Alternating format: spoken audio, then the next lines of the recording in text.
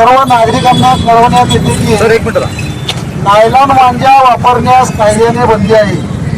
Nylon मांजाच्या वापरण्यास कायद्याने बंदी आहे. बऱ्याचदा पक्षी, प्राणी आणि मनुष्य त्यामुळे गंभीर जखमी झालेले आहेत. तर आपणा सर्वांना पोलीस प्रशासनाकडून आवाहन करण्यात येते की आपण येत्या या सणामध्ये कोणत्याही प्रकारे नायलॉन मांजाचा वापर करणार नाही.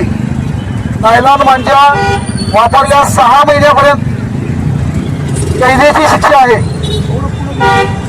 जर लहान मुलांनी नायलॉन मांजा वापरला तर तो फुटून आणला, ज्या विक्रेत्याकडून विकत घेतला, कोणत्या पालकांनी त्यांना तो मिळवून दिला, या अनुषंगाने पूर्ण तपास केला जाईल. तरी पब्लिक, सर्व नागरिकांनी या गोष्टीची शहानिशा करावी की आपली आपत्ती, आपले पाल्य, आपली मुलं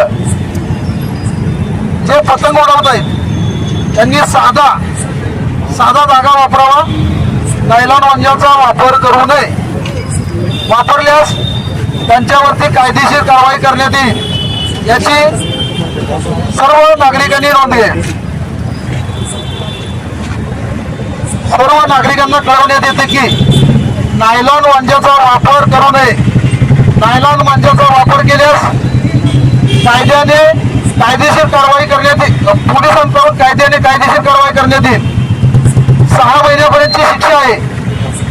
आपले पाल्य, आपली मुलं पतंग उडवण्यासाठी नायलॉन मांजाचा वापर करणार नाही याची खात्री करा.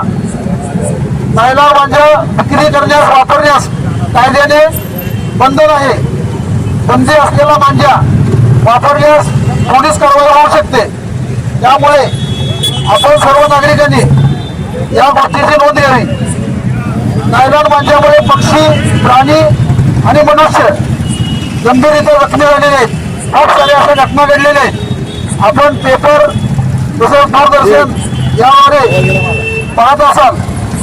बऱ्याचदा नायलॉन मांजामुळे पक्षी, प्राणी आणि मनुष्य जखमी झाल्याची बरेच उदाहरणे दिसून येतील.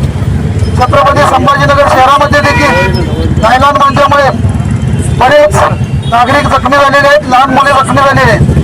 त्यामुळे नायलॉन मांजाचा कोणी वापर करणार नाही.